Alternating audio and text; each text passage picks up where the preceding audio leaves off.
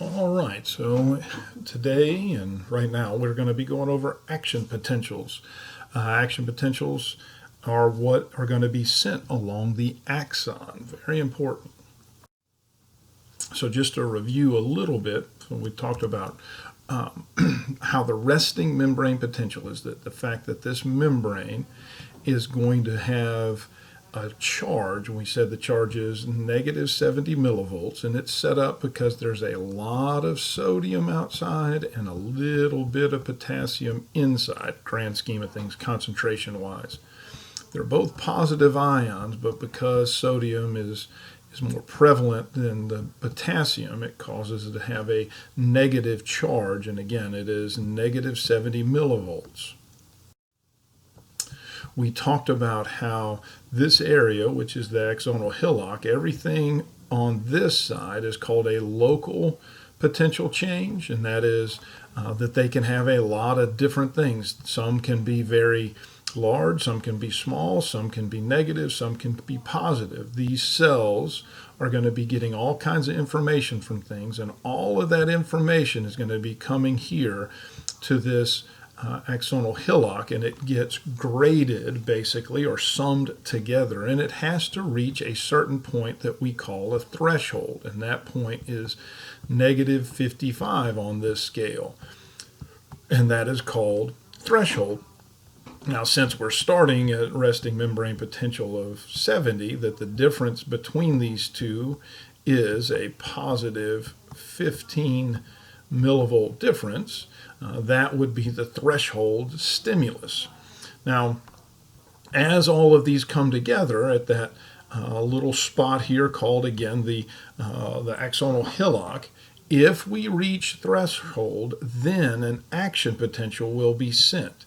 And while threshold these local potentials can be all over the place, an action potential is uniform. Every time we hit this sweet spot of the threshold, we're going to have this wave that looks the exact same every time, and that wave is going to move down the axon until it gets to the synaptic knob, which is where the synapse is, and it's going to cause the release of neurotransmitters, and that will affect the cell on the other side of it, and it's either going to cause that cell to be excited, which means it's easier to send a signal, or it is going to be inhibited. So now we're going to look at this action potential. So the action potential here, this is exactly what we just did the review on. Resting membrane potential is negative 70. We are going to hit that negative 55 sweet spot. Now, on the local potential changes, I'm not holding you accountable to the sodium and potassium dance, but in here I am. All right, because what's going on is the sodium channels from the point of the axonal hillock all the way down to the terminal are going to be, again, electrically controlled. And this negative 55, the reason it is the threshold is because that's what opens those channels. And as it shows kind of here, the sodium is going to rush in because they're dying to get in there. And that's why, because, all right, so if I'm looking at this graph right here in the middle, and I'm trying to draw the red, once I hit that sodium channel open, then the sodium, because it's rushing in, I'm going to have a quick depolarization, because now I'm going to have a lot of positive in this area. Now, those positive ions do not like each other again. So just kind of like two magnets, if I have magnets with positive on each side. And as soon as this thing spikes up, it's going to reach to about a positive 30, and you'll see it right here. Positive 30 is the voltage that controls the potassium channels. So it reaches positive 30, and the potassium channels open, and potassium rushes out because, again, I've got now in this little area right here where I've got the sodium coming in, I've got all of these positive things in there that don't like each other. So as soon as the door opens for the potassium to leave, it does. And since it's pushed out, and now I'm going to have a lot of positive things leaving here, now the internal charge is going to drop. And so I'm going to have this wave. Sodium rushes in and everything gets real positive. Finally, potassium gates open and potassium leaves, and it's going to go back in. It's going to go back to depolarizing. And it's going to actually go briefly below -70. It's going to go to about -90, which is called hyperpolarization. Because again, remember, if this is -70 here, anything that causes it to become less negative is called depolarization. Anything that causes it to become more negative is hyperpolarization. And once I have this up here at +30 and it comes back down, that is called repolarization. Those are kind of important terms to understand. Now again, the axonal hillock is the trigger zone. It is the key to how all of this works. And so at that point, that's where everything is electrically controlled. That's why, and it's called a voltage gated channel. All right, voltage gated. Boy, that was a bad little circle right there. Let me see if I can do that again. One of these days I'll figure out how to use this little mouse pad, or maybe not. So they're called voltage gated. And so the voltage gated channels, it says, remain closed during resting potential. When they open, once threshold is released, sodium rushes in. That causes that spike in the resting membrane potential, which is referred to as depolarizing. Once it reaches +30, that's the beginning of that action potential. It's the beginning of that wave, woo, as it goes on down. The potassium channels open and potassium gets pushed out.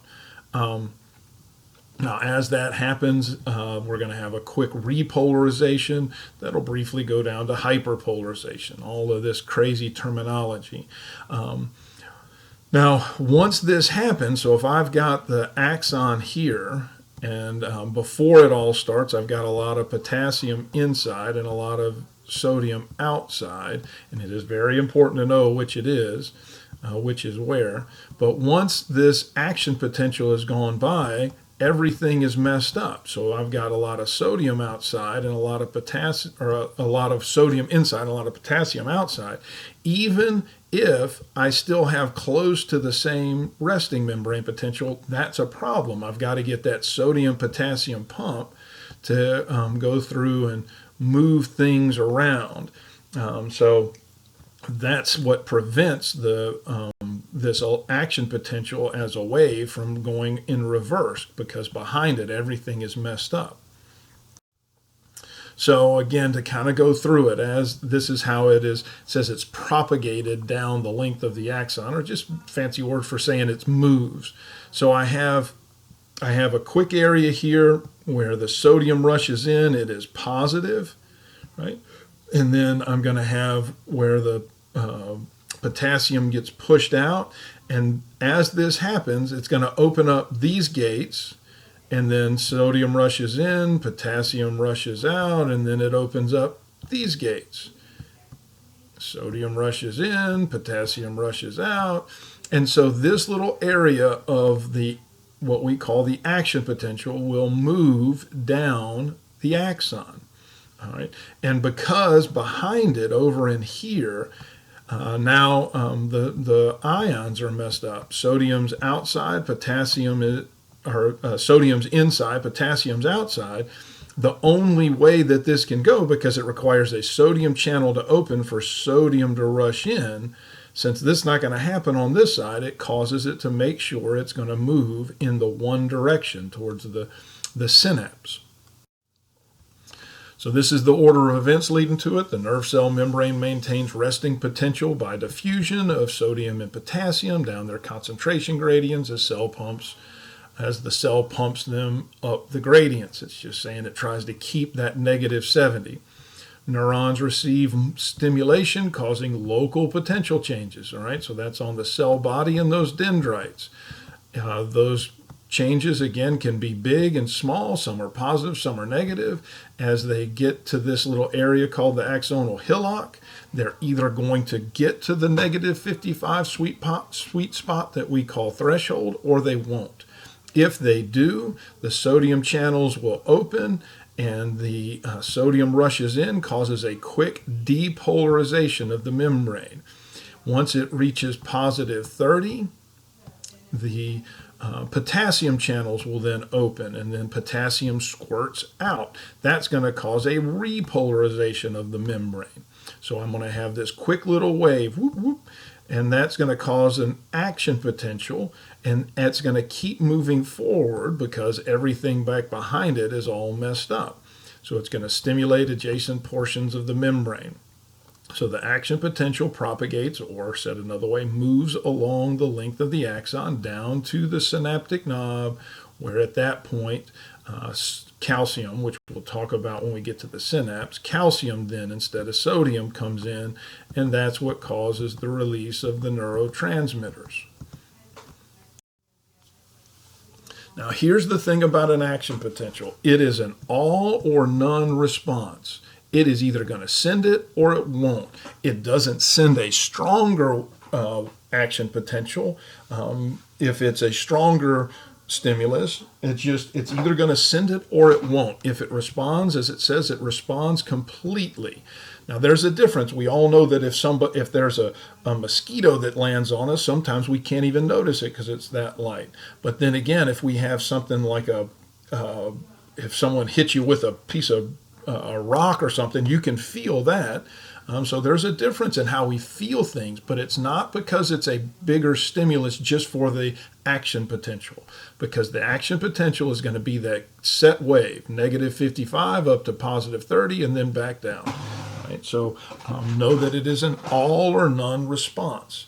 But now how we feel this is going to be, and how we feel the intensity is going to be the frequency of those waves. Now, real quick, all a frequency is if I have a wave here and then a wave here, the length between the crests is the frequency.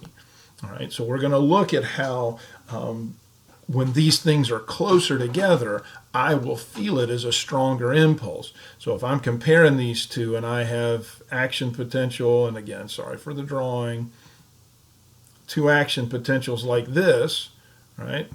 And they're supposed to look the same. It's just my finger hit the wrong thing. This one, number one here, is going to feel stronger to my brain than number two because the wave is going to come in quicker. Boom, boom. All right. It's not a stronger impulse. It's not a stronger wave. It's just that the waves are coming together much quicker. All right, and that's how we feel it. Again, it is an all or none response, and when it does it, it's going to be the same cookie cutter wave every time. We feel the strength of the stimulus based solely on how many action potentials we have hit in a certain period of time. And so the way it works is, if I've got an action potential, and I'm going to be erasing a lot of this stuff here. If I've got an action potential, and I shouldn't have had to erase it so quickly, but I drew it wrong. So if I've got an action potential here that is moving down towards the synapse, the little area behind it, again, is not going to be functional because the ions are wrong, right? Potassium is going to be outside the membrane, while sodium is going to be inside. Ooh, I drew that too small.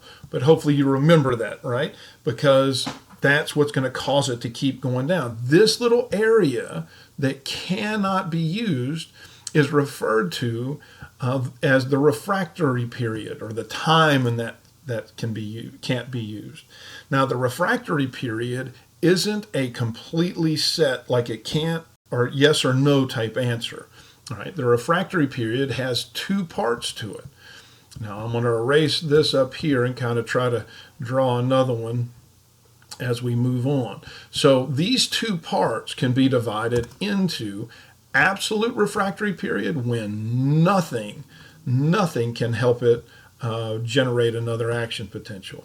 And then we have a relative reactory period, where a higher than normal stimulus can create another action potential. So again, if I'm going to draw it like this, and then I have my little action potential here, and I say that this little period of time, all right, between here all the way to here is the refractory period, all right? And that's a time period. Back here in this area, everything is messed up. But in this refractory period, I'm going to have that little sodium-potassium pump that's going to be pulling the sodium back into the cell and pushing, or the potassium, good grief, the potassium back into the cell and pushing the sodium out of the cell. And so it's trying to set things up, but it doesn't happen all at once. So as it's trying to set it up, I'll get to a point, and let's just say I'm going to get a gray area right about here. Now I've got some of the potassium back in, but not all of it, and some of the sodium back out, but not all of it. And if I have a stronger than normal stimulus, I can, so it would, instead of it being positive 15 is the threshold stimulus, right? So 70, negative 70 to negative 55, right? That's the normal. But let's say I have something that now, because I've repolarized and I've gone to hyperpolarization, let's say I've got negative 90. But I can still open those gates if I can get up to negative 55, enough to cause a stimulus. Now, instead of just the normal 15, now we're looking at, what's that, 35. So, I mean, if I have a really strong stimulus, I can cause an action potential right here. And so the frequency, the distance between the two crests, is a lot closer. So as soon as my body feels that, it's going to say, hey, that's a pretty strong stimulus. Now, let's say I get, I've got this, instead of a stimulus right in here, it's not quite this 35 to get it, but now as this sodium-potassium pump is working, this area is going to be closer to normal, and then this area is even going to be closer to normal, and this area finally gets to be normal. So let's say it's a positive 35 stimulus here can cause a wave, but it's a 30 here, and then let's say it's a 20 here, and then finally back to normal at the 15.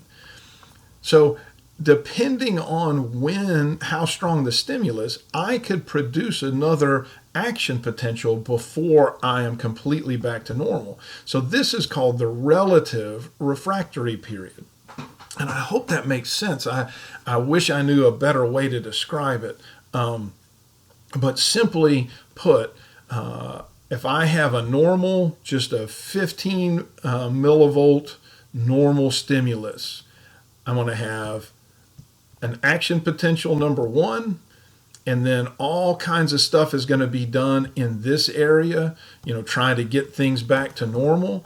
And then if it's still just 15, then the stimulus is going to produce it over here as wave number two.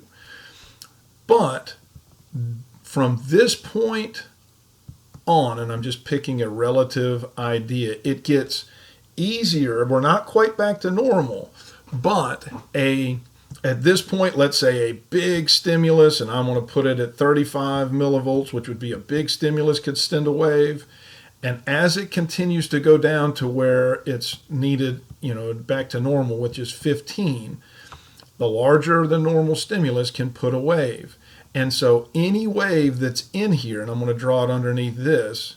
So I've got this little setup. You can see that this is when normal would happen. And so since this is going to be closer, my body will feel that it is a stronger than normal stimulus.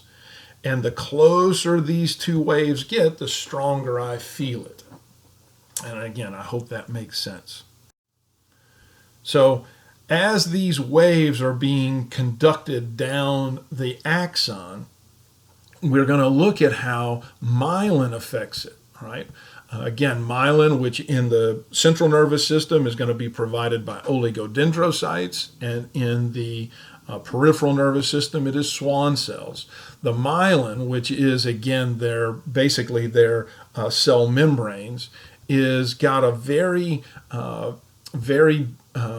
concentrated lipid type thing. So it is Lipids, again, hopefully you remember lipids are non-polar molecules, which means they repel water. That's why oil and water don't mix.